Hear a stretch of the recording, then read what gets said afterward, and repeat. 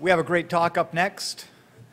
This is from a traveling band of comedians, and they're here to talk all about the Wikileaks, the Whistleblowers, and the war on the First Amendment. Well, thanks. My name is Ben Weisner. I am the director of the ACLU's Speech, Privacy, and Technology Project, and I'm very delighted to be joined tonight on this panel by my colleague Catherine Crump, who is a staff attorney in that project, and by John Reinstein, the longtime legal director of the ACLU of Massachusetts. I will start with some general remarks about leaks and national security leaks and the Obama administration's pursuit of leakers. John will then speak a little bit about the grand jury process, and in particular the Wikileaks criminal grand jury. And Catherine will talk about some of the ACLU's work representing people who have been harassed through having their laptops searched at airports, through having their social media accounts subpoenaed in connection with the Obama administration's very aggressive pursuit of whistleblowers. But I would be remiss if I didn't acknowledge before we start that we have in the front row one of the bravest national security whistleblowers who many of you heard from earlier before, Bill Binney, who was at the NSA. So I just want to acknowledge him before we start.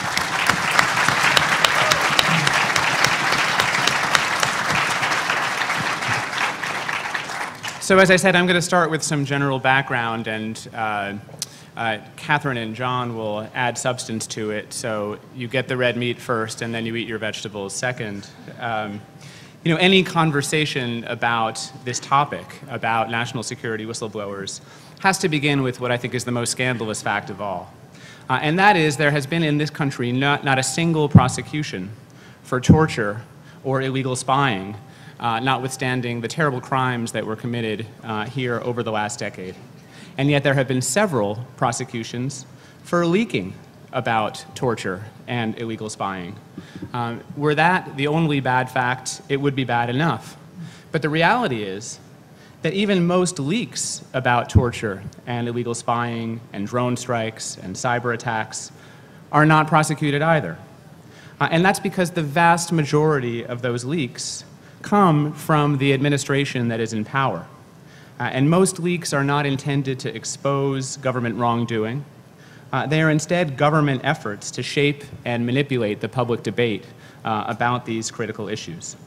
So even as the Obama administration has brought an unprecedented number of leak prosecutions, it has simultaneously provided to favorite reporters like Bob Woodward vast amounts of classified and so-called national defense information for the production of news reports and books that would put the administration in a better light. So we have the misconduct itself that is not prosecuted. We have the sanctioned leaks about the misconduct that are not prosecuted. And the only people who are prosecuted are those who leak information without the consent or direction of the administration in power. The truth is, until quite relatively recently in our history, even those unsanctioned leaks were not prosecuted, or very, very rarely prosecuted. If you were to listen only to the frequent and growing demands by members of Congress that leakers be ferreted out and punished, you might think that the laws surrounding leaks to the press were firmly established. That really is not so. The truth is that those laws are remarkably unsettled, and the reach of those laws is remarkably unsettled. The most frequently involved law in this context is something called the Espionage Act, which was enacted in the World War I era. There is no question that that law applies to traditional espionage, that is, people selling secrets or providing information to a foreign power. What I think is less known is that for nearly 70 years after the Espionage Act was enacted, not a single person was convicted for leaking government secrets to the press. In fact, in 1979, the CIA's general counsel testified to Congress that he could not even say for certain whether leaks to the press were prohibited by law. He testified that if the espionage made it a crime to disclose these secrets to the press, then, in his words, we have had in this country for the last 60 years an absolutely unprecedented crime wave. Because surely there have been thousands upon thousands of unauthorized disclosures of classified information, all criminal acts in the Justice Department's view, and yet none has ever been prosecuted. This was in 1979. It would be hard to imagine a CIA lawyer saying anything like that today. The text of the Espionage Act itself certainly appears to permit prosecution of leakers, but some kind of consensus had developed in those 70 years that it would not be used in that manner. And in fact, until President Obama took office, there had been a total of 3 prosecutions of leakers in the history of the United States. One was Daniel Ellsberg, and as you all know, that one fell apart because of the Nixon administration's law-breaking. Another was someone named Samuel Morrison, who leaked a photo to Jane's Defense Weekly. He was pardoned by President Clinton. He served only a short prison sentence. And a third was someone who served a year in prison for leaking documents from the DEA. That was the whole history of prosecution of leakers until President Obama took office. Already, the Obama administration has indicted 6 individuals in connection with leaks to the press, double the entire history before, and perhaps in the Q&A afterwards, we can all speculate as to why that may be. And let me just point out, as you probably know, there is a microphone in the front. We'll leave plenty of time for questions, and I hope that you will have some for us. So the Obama administration has made very clear in its words and actions that it does not distinguish between spies who sell secrets to foreign agents and patriotic whistleblowers who leak secrets about misconduct to the press. In fact, in a recent filing in one case involving the prosecution of a former CIA agent, the Department of Justice took the remarkable position that leaks to the press, and now I'm quoting their brief, may be viewed as more pernicious than the typical espionage case where a spy sells classified information for money. And the government reasoned that, unlike the typical espionage case, where a single foreign country or intelligence agency may be the beneficiary of the unauthorized disclosure of classified information, this defendant, a man named Jeffrey Sterling, elected to disclose the classified information publicly through the mass media. Thus, every foreign adversary stood to benefit from the defendant's unauthorized disclosure of classified information, thus posing an even greater threat to society. Of course, not mentioned here, as the other people who received this information were the American people who had been in the dark about very serious government misconduct. So the old consensus that I alluded to, that leaks to the press would generally not be prosecuted as espionage, appears now to have collapsed entirely. Now, a second, much deeper and more hallowed consensus, and that is that publishers of government secrets will not be prosecuted, is showing some signs of strain.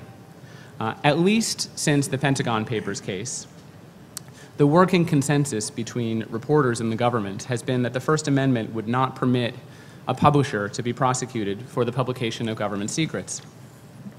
But the Obama administration has been quite clear that it is investigating Wikileaks with an eye towards possible criminal prosecution.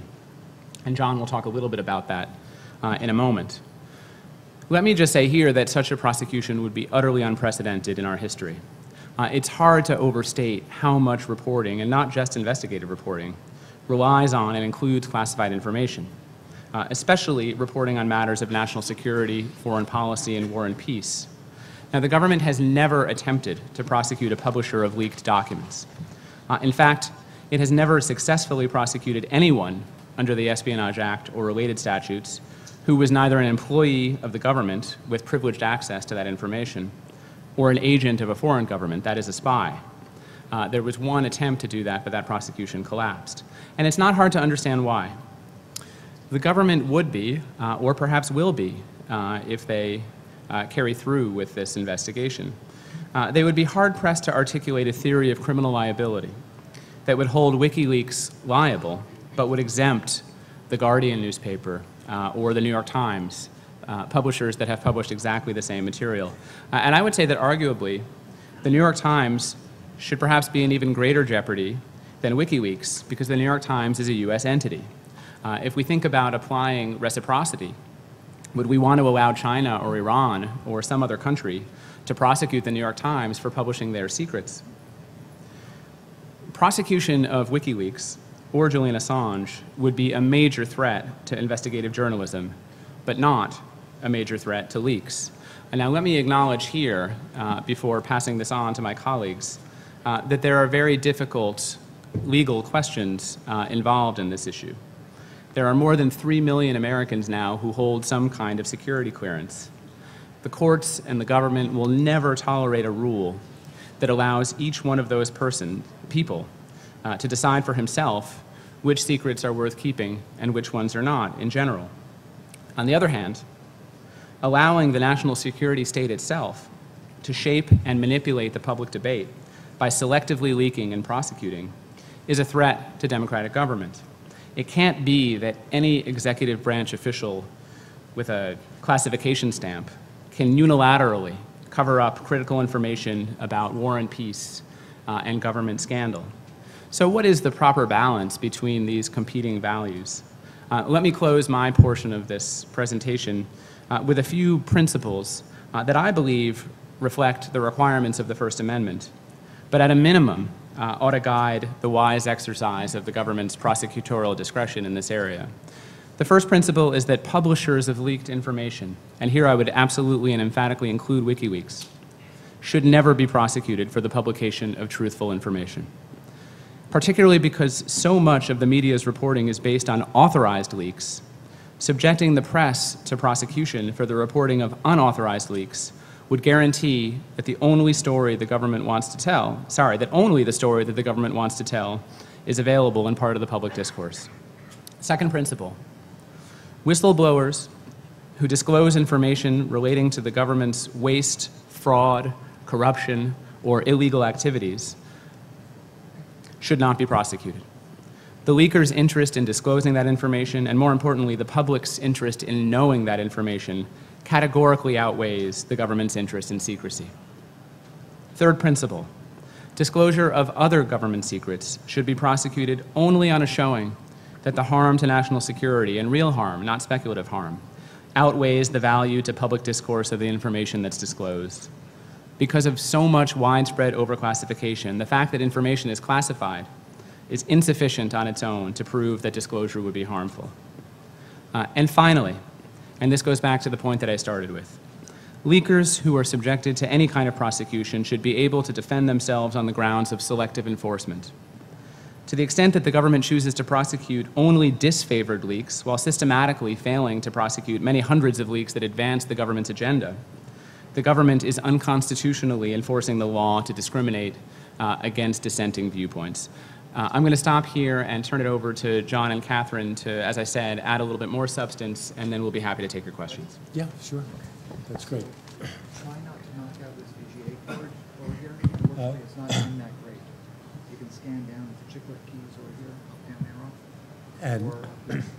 And how do I turn it He'll do it, yeah, it's on now. on? Okay. Yeah, and if you want it off, you put your face up on screen, just ask. It doesn't show anything.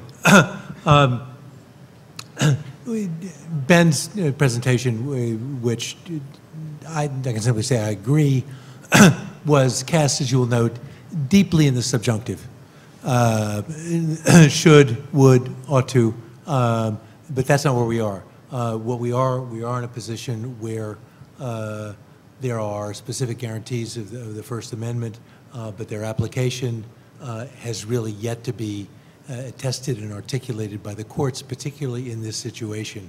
And it's important to remember that all of this comes forward under circumstances where the federal criminal justice system is heavily stacked in favor of the government. Heavily stacked in terms of both the resources that are available to the government to investigate and to prosecute, and the constraints that are placed on the judiciary in controlling what prosecutors do. We began by talking about the First Amendment, which Ben has talked about, and Catherine is going to talk a little bit about the Fourth Amendment. But there are other amendments which contain what was thought to be an important safeguard, and that's the Fifth Amendment, the very first sentence of the Fifth Amendment that says that no person shall be held to answer for a capital or otherwise infamous crime unless there's been a presentment or indictment by the grand jury. The Fifth Amendment's guarantee of grand jury was originally intended, it has a deep roots going back to the Magna Carta. It was intended to be a restriction on the government's power to prosecute and imprison. It has today, which is widely acknowledged, become something quite different. It is an extraordinary and extensive power of the government with very little, I'm sorry to say, judicial oversight. You do have the right to be indicted by the grand jury, but there is really, there's not much more to it. Let me tell you a little bit I suspect there are some of you in the room who know what a grand jury is, or how it works, and what it does, but if you'll indulge me for a moment, I'm going to provide a little background for the rest of the folks in the room. A grand jury is a body which is summoned much like what's called a petty jury, which is the one which hears trial cases, but it consists of more people, and it consists of between 16 and 23 people. They're subpoenaed, but they don't sit for a single case. They come in and they sit for 18 months, which can be extended for longer. And it is it's a secret process. It's not open to the public. And the only people who are permitted in the room are the grand jurors themselves, a stenographer, the witness, and the prosecuting attorney. No other people are available. Now, to be sure, this is a constitutional right, but the rights that we have, well, I'll call them. I mean, let me say one other thing about the grand jury. The grand jury may sit in a particular place. So, for example, what we have come to call the Wikileaks grand jury is sitting in the Northern District of Virginia. Not by accident was brought there. That's a court which has dealt with a number of national security cases. It is geographically, it's the location of the Pentagon, and it's within the jurisdiction of the United States Court of Appeals for the Fourth Circuit, which is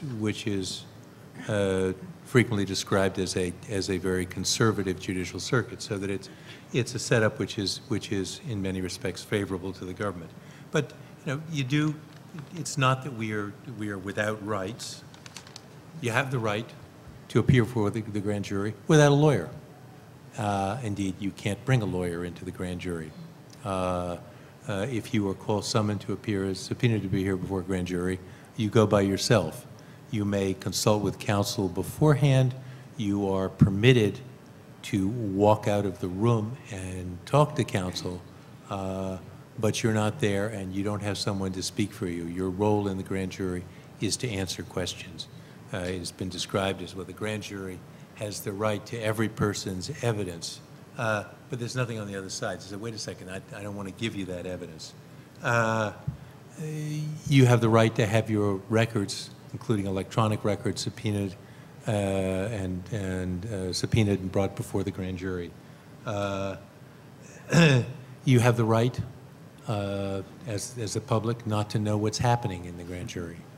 The press is not admitted, and there are limits on what can be disclosed. Those in the room are not free to talk about what happens.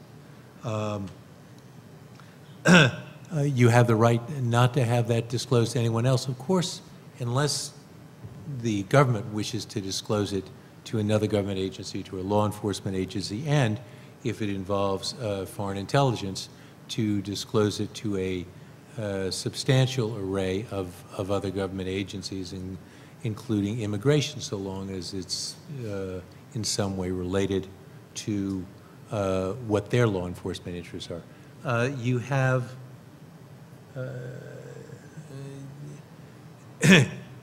you have the right to be questioned on a much broader scale than you would be in a trial. The grand jury can base its investigation, its issuance of subpoenas, its calling people before it, on the basis of mere suspicion. that it's interested in looking at something, indeed that it's interested in proving that the law has not been violated, that its discretion is quite broad, and the questions are not limited in any way by the rules of evidence. The prosecutor can ask whatever. Indeed, there is no exclusionary rule in the grand jury, so that if the government learns information which it has obtained as a result of an unlawful search, it can nevertheless ask questions based on that, and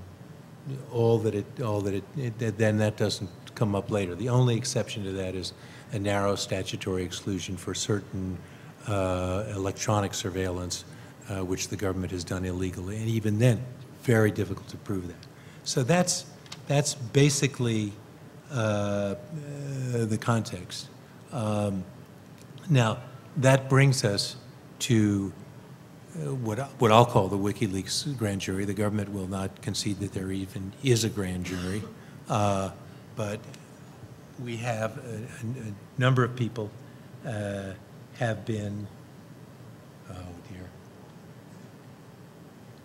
dear, the notion that I should be talking to anybody in this room with a computer in front of me is just wrong. Well, I'm not sure how to scroll. Down arrow? This one?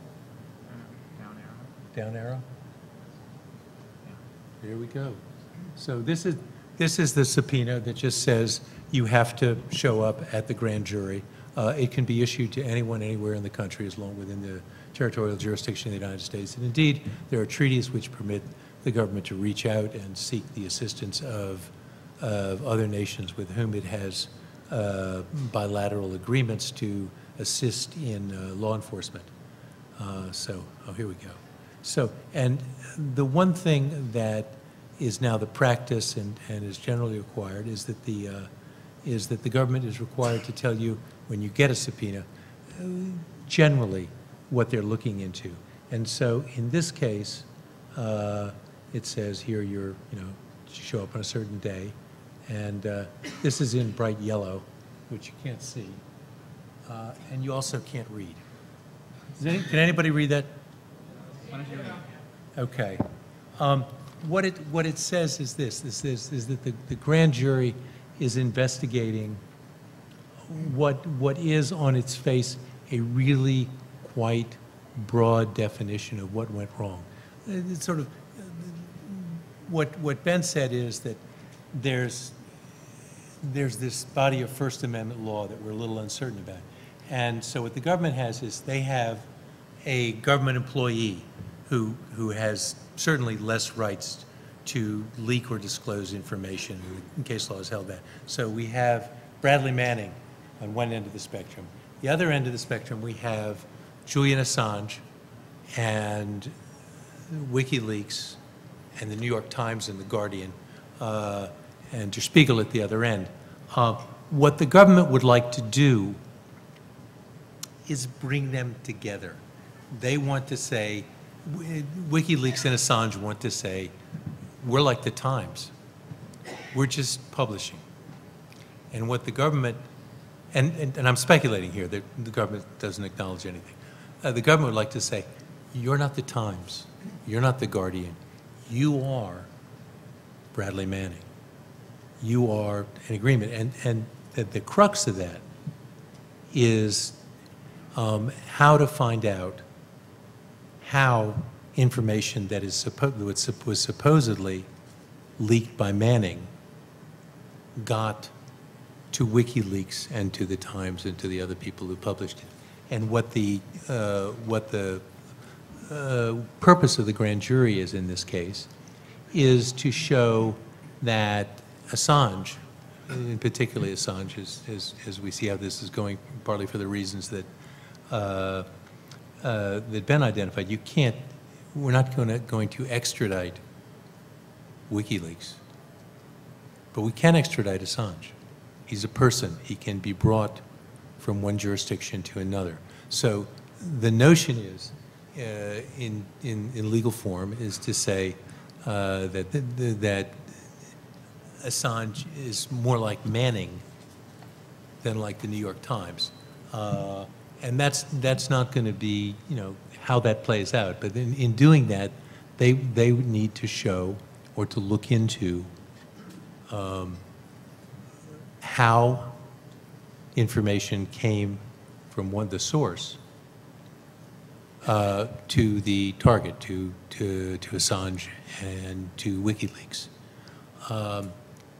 And they are presumably calling people before the grand jury who are going to tell them how that's done. Now, there's another aspect to the grand jury which I wanted to talk about briefly, and that is that even after the grand jury has completed its deliberations and has returned an indictment, the government may nevertheless ask that the indictment be sealed and not released to the public. Now, the rule that permits the government to do that focuses on people who are not in custody, who remain at large and would presumably flee, not an unreasonable position. The question that has to be asked here is, and it was reported earlier this year, according to the so-called Stratfor hack, which was published by WikiLeaks, that at the end of February, that Assange had in fact been indicted, that there was an indictment, and that various people in the security firm Stratfor, whose records were hacked by, purportedly by Anonymous, had said, we got him, he's going to be indicted, everything is done. Now, that, if there is an indictment, the government still has the authority to ask the court to seal that, to withhold it from the public, to withhold it from Assange. And I think one of the interesting things about that is that that would be, arguably a significant issue in the legal proceedings in the United Kingdom, where Assange is contending that A, there's no authority to extradite him to Sweden, but that B, that the process is being manipulated in order to secure his ultimate extradition to the United States to face criminal charges. The answer is, because we don't know that. We don't know how that's working. But to go back to what the core of the investigation is, the government says it's investigating a few things here. First, it says it's investigating violations of the Espionage Act, which Ben described, which essentially prohibits the disclosure of information to someone who is not entitled to receive it, and how that's done. But the second and more troubling part of that is that it says we're also investigating a conspiracy, which is a much broader theory of criminal liability, which simply suggests that there is some form of agreement and that there need only be a single overt act to do that, so that if the process by which documents allegedly flowed from Manning to ultimate publication by WikiLeaks, by the Times, by Der Spiegel, if someone knew about that, agreed to do it, that's a much broader theory, and it incorporates not only the Espionage Act, but the theft of government property statute, and the statute which more broadly prohibits computer hacking, under which various members of Anonymous and other folks are currently being prosecuted in New York and Los Angeles. I think my time has run, and I'm running into Catherine's time. So let me stop there and turn it over to Catherine so she can describe a different intrusion on individual rights. Thanks. So I'm going to switch gears a little bit, and I'm going to talk about some of the broader ramifications of the government's WikiLeaks investigation. The WikiLeaks investigation has in some sense been, one domino that has then set off these incredible chain effects, both in the media, but also in our legal system. And it's come at a very interesting time, because it has come at a time where no one really knows how to interpret the Fourth Amendment anymore. It used to be the case in the pre-digital world that most of the important questions about what was a search and seizure and what were the limits on the government's power were largely worked out. And then when digital technology became so much more widespread, many of these fundamental assumptions began to be challenged, and that of course coincided with the fact that we now store more and more digital data than we ever have previously, creating this incredibly tempting trove of data for government investigators to look into. And so this combination of factors has actually led to another way in which WikiLeaks has shed light on what is going on, and that is several cases that have resulted in some sense from the WikiLeaks investigation have shed light on ways in which the executive has increasingly been accessing our personal data to investigate us. And I'm going to focus briefly on two cases the ACLU has been involved in that have raised some of these related issues. One of them deals with the government's search policy at the international border. As some of you may know, and I know some of you do because some of you have actually had your laptop searched at the international border, the government argues that it can search your laptop, your cell phone, or any electronic device you bring with you across the border for any reason or no reason at all. It is a purely suspicionless search policy. It actually is even broader than that. They argue that if you're crossing the border and they want to, for example, continue to search your device for a prolonged period of time, they can take it from you. And they can continue to search it for as long as they want. Now, there is one restriction. The person doing the searching every 15 or 30 days has to go get a supervisor checkoff to keep your laptop for a little longer. But they argue that there's no constitutional restriction on any of this. Moreover, they have the broad authority to keep the data they take from your electronic device for any law enforcement purpose, a term that we're not really sure what it means, but is awfully broad. And of course, once someone has a copy of your data, where that data goes is often can be difficult to trace. So with that background in mind, one of the cases we've been involved in is representing an individual named David House. John and I actually both represent Mr. House. David is one of the co-founders of an organization called the Bradley Manning Support Network, which is an organization dedicated to providing, to trying to support Bradley Manning and to provide funds for his legal defense. I think there was a perception that that a lot of attention was being paid to Assange and WikiLeaks, but there wasn't enough being done to support the person who at least was accused of releasing all of this information in the first place. David was involved in helping to found that organization, and then a few months later, when he was returning from a personal vacation in Mexico, he crossed the international border, and the government stopped him and took his laptop and other electronic devices and held on to them. They ultimately let him into the country after questioning him about his role in the Bradley Manning Support Network and things like that, but they kept his electronic devices. And actually, they didn't end up returning his laptop for about 49 days. David was obviously understandably upset about all of this, and among other things, he had many sensitive materials belonging to the support network on his laptop. And for instance, he had the membership list of people in the Bradley Manning Support Network on his device.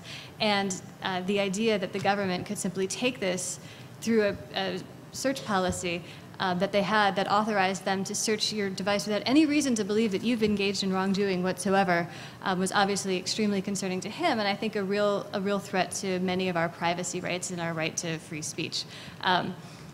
The ACLU ultimately decided to represent David, and we filed a lawsuit in federal court in Massachusetts, arguing that what had happened to David violated both the First and the Fourth Amendment rights. And I'll just briefly set out what our claims are in that case, and then I'll just give you a little bit of an update on where the case is. There's a Fourth Amendment claim in the case. The Fourth Amendment, as I mentioned, protects against unreasonable searches and seizures. And we argue that given the sensitive nature of what is on a laptop, that it violates that prohibition to engage in a purely suspicionless search of someone's laptop.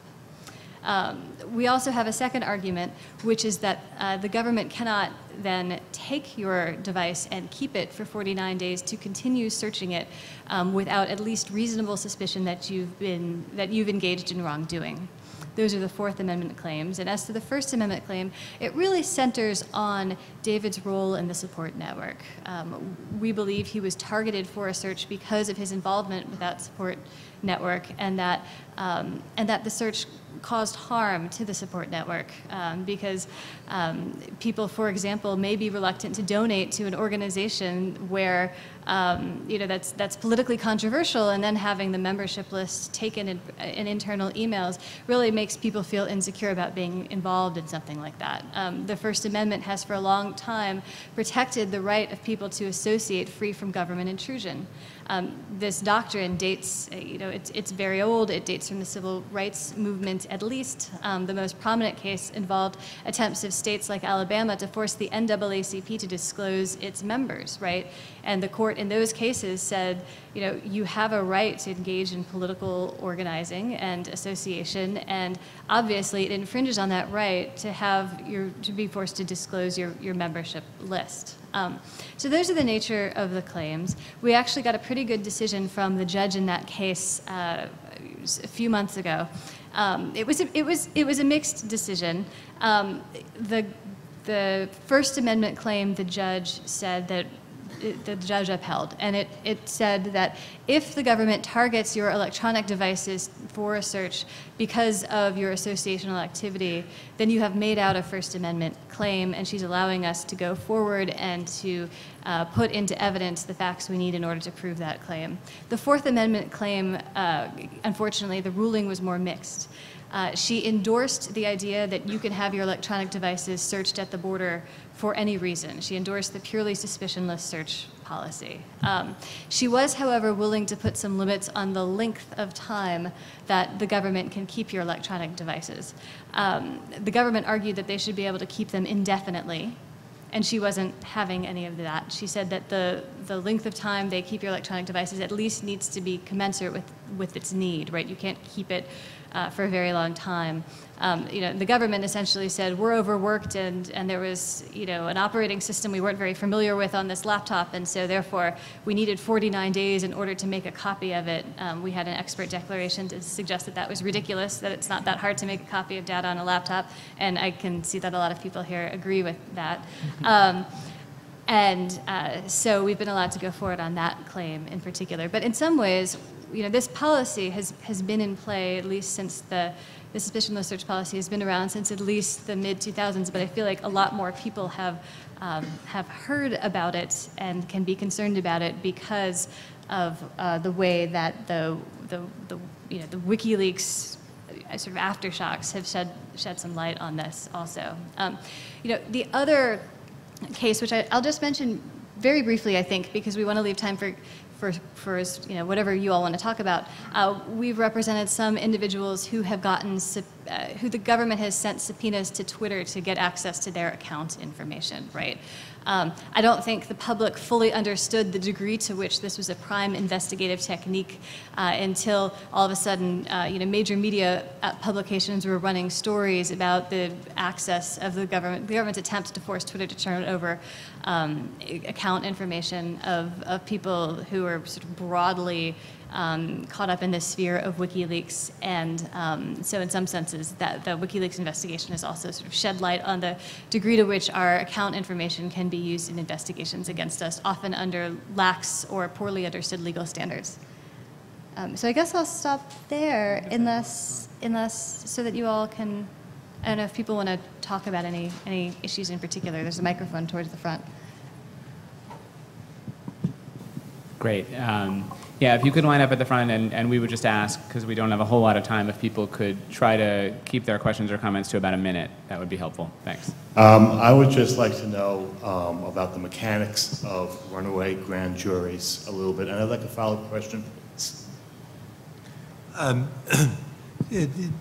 The runaway grand jury is a great mythological creature. The grand jurors actually, in theory, control the room. and vote on it, and it's the vote of the grand jury that makes the difference. The prosecutor is simply present to assist them in gathering evidence, but the apocryphal stance is that the government can easily secure the indictment of a ham sandwich, and that I think accurately reflects the dynamics of the current grand jury practice. Thank you. And I'd also like to ask a question about the Twitter case. I'd like to know if Birgitta Honstitter's standing as a parliamentarian should have affected it any differently. You know, that's an interesting question. I think the answer should be no, because I don't think the government should be getting this information about anyone. But you know, things obviously get particularly sensitive when you're talking about people of political affiliations with foreign powers, and it raises various diplomatic concerns. Right. There wouldn't be a difference under the Fourth Amendment. You would think that the administration would show a little bit more restraint when it's dealing with an elected member of a foreign government, but that doesn't seem to be what's happened. You think? Yeah. Thank you. Hi. So I've been a journalist, and I've gone to Alexandria, and I've also gone to Fort Meade. And the thing that really shocks me is that David Coombs, Bradley Manning's lawyer, had a discovery motion for this Wikileaks grand jury testimony. And he received full testimony, except every single page and every single word was redacted. All right? Not a single word. Well, he did get the records. He got the... and David Coombs showed this in court. Meanwhile, I was pressing one of the public affairs legal briefers about whether this grand jury was still going on, and he acted like he had never even heard of it. And he said, well, that's the Department of Justice, I have no correlation with them. But the government seems to be acting like this isn't going on at all. And at what point will they have to finally admit that this has been going on? This has been going on for 2 years now. We don't know the dates of any of this. Roughly, we believe that it was impaneled in December 2010. Right. And so it would be at the end of its normal course right now, but it could be extended by the court for at least another 6 months. And if it's a special grand jury, there are different rules that apply. But there also could be sealed indictments, which the court could have permitted them to sit on for whatever reason. And we have no idea if it's concluded or not. From what I know, no. Do we know of people being called before it now through connections anecdotally? When was the last time we heard of somebody being called? No, my informal survey, I didn't learn anything, but I didn't, I can't say. There are lots of people who could be called. Remember that they're looking into process as well as individuals. It's not simply the who, but the how that they're investigating, and that can extend much more broadly than the circle of lawyers who might have been engaged in representing people who could be called before the grand jury. Thank you. Sort of while we're waiting for the next person to come up, I'll say first that David House was called before the grand jury, and since he's already stated this on the record, I'm not disclosing anything. David appeared before the grand jury. He invoked his right under the Fifth Amendment not to testify as to all questions. Under those circumstances, the government has the option of granting or seeking an order granting immunity, in which case you are required to answer the government's questions. You can refuse and risk contempt, but that's the only way that you can get beyond that and seek review. And even then, the grounds on which you can refuse to answer once you have been granted immunity are very few and largely unavailable. You talked about searching your electronics at the border without any justification. If you were to, say, ship your laptop across the border, obviously the logistics are different. They have to go through FedEx or whatever, but are the legalities any different? Can they still do that? Not for there's no legal difference for a package. There is a legal difference, oddly, for first-class, letter-class mail. There is a statute, so if you send a letter, like just in an envelope, there's a statute that says the government cannot read that mail without reasonable suspicion. So you can take advantage of that. You can, of course, also, upload your data onto an internet encrypted before you travel, wipe your laptop clean, take your laptop overseas, download everything. So you might wonder about the utility of the suspicionless search policy, other than to, alienate people who don't know any better while not actually catching serious criminals. But that's the answer. The question raises a far more interesting nuance. Because at the border, you're carrying a physical item which has data on it. If you ship something in, you're shipping a physical item which carries data. What we haven't addressed is whether the government has ever taken the position that it is free to intercept the flow of data into the United States on a customs theory. It's never, certainly, as far as I know, it's never asserted that power. And would raise, I think, far more serious problems. That being said, what's the point? What's the point? There are no borders. Right. Not to the internet. Well, I guess there's also a Moore's Law question. How many years will it be before your laptop can fit inside a first-class envelope? Right. Yeah. Right. Well. My question is also about the warrantless border searches. Is it a settled law? And basically, has it been heard in front of the Supreme Court? Or, is it basically settled law? They are kind of using this to, maliciously, take. And another thing, you were saying there's different rules for reporters, but they're using this to harass reporters who are saying, who are going in and working with people who aren't friendly, to our government, and they're taking their things, and then that's basically what they're doing. They're shipping their items via, freight, because they know they're going to be, searched. So I was just wondering what. It's not settled law, but the more recent case law, with the partial exception of our case, isn't so fantastic. I think there's actually good Supreme Court law that's older, which is much more skeptical of these broad government claims to be able to access people's reading materials when they cross the border. The unfortunate reality is that a lot of these border search cases come up in the context of child pornography prosecutions, and I don't think any judge ever wants to suppress evidence that would allow someone who committed such a vile crime to go free. And in that context, judges have allowed, have basically issued opinions saying that you're allowed to engage in these searches on a purely suspicionless basis. But I think those cases are wrong, and I think also the reasonable suspicion standard would allow the government to pursue legitimate investigations while stopping the worst offenses, right? Targeting people for illegitimate reasons or simply arbitrarily. And your other point is obviously correct. There are many people who do seem to be being singled out for these searches for illegitimate reasons. Laura Poitras is in the audience with us, and Glenn Greenwald did a tremendous article about her experiences crossing the border. I will just add one other example, which is that there are a few people who have walked into my office as distraught as attorneys who have had all of their attorney-client privileged information seized when they've been returning across the border. Having to explain to your clients that their personal data has been taken by the government, who may in fact be prosecuting them, is a real burden for people who are doing that type of work.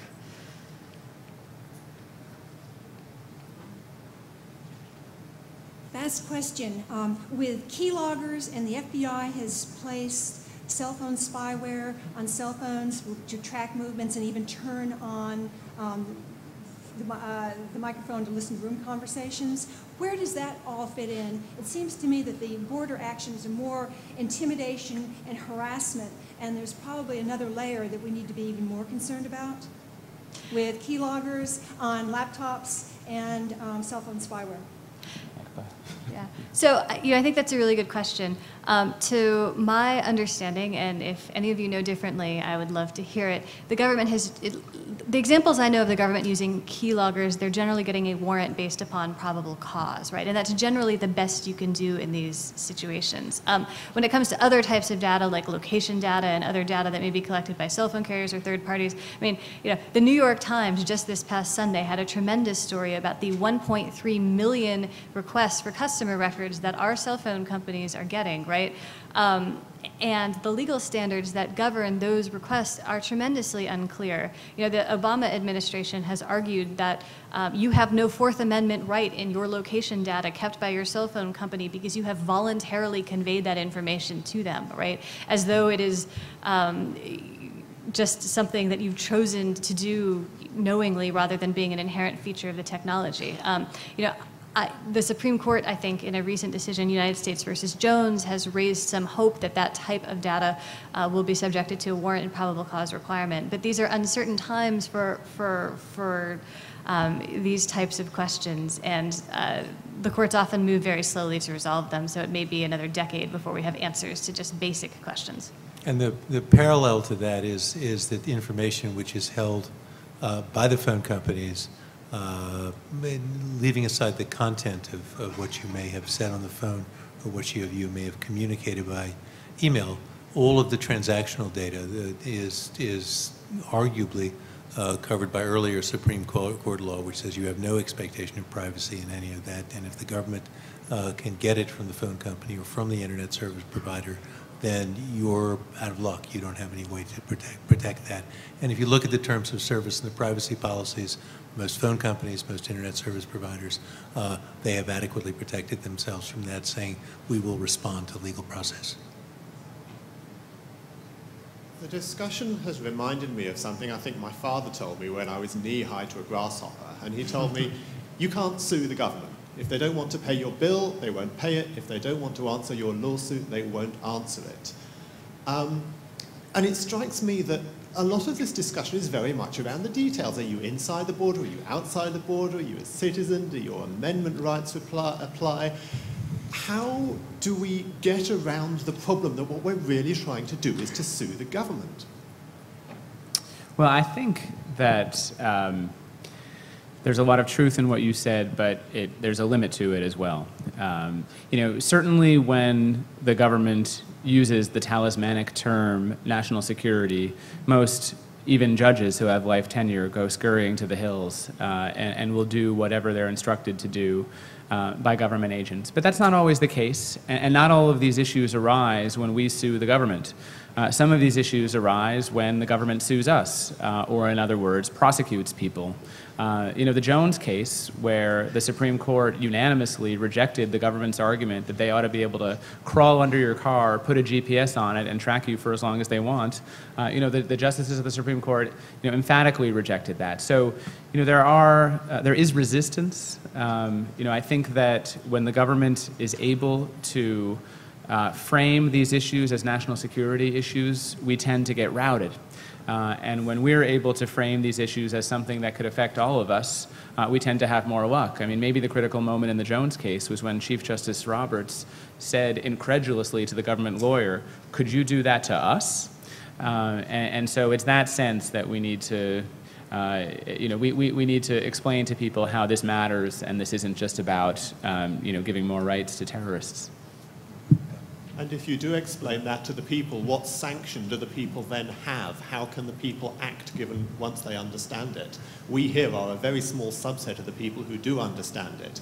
And it seems to me that it's in nobody's interest to explain to the people at large in this country why any of this is in their interest. Well, on that, no one up here is a better expert than anyone out there on how to educate, organize, and advocate for these issues. I don't think anybody is an expert, and if we knew the answers, we'd probably be doing something else. But thank you all for being here on a Friday night. It was really an honor for us.